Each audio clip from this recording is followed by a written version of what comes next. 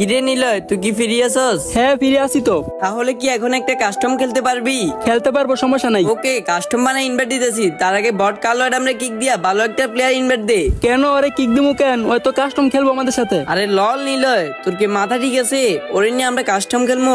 ওরে নিয়ে কাস্টম খেললে তো আমরা নিশ্চিত 7-0 খাবো।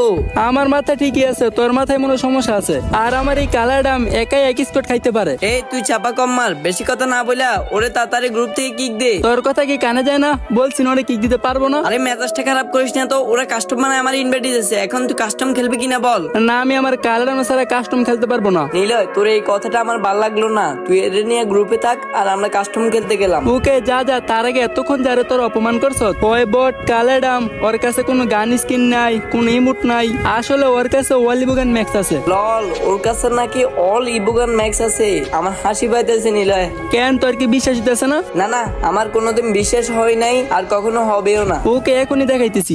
তার আগে গাইস তোমরাই দেখো আমার টিকটকারিটা একেবারে ফিউজ হয়ে গেছে। এখন গাইস তোমরা এই ভিডিওতে যত পারো তত কপি লিংক করে দাও। যদি তোমাদের কপি লিংক আইডি আনফিউজ হয় তাহলে আমি টিকটকে কন্টিনিউর ভিডিও আপলোড দিব। আর আইডি আনফিউজ না হইলে এইটাই আমার লাস্ট ভিডিও।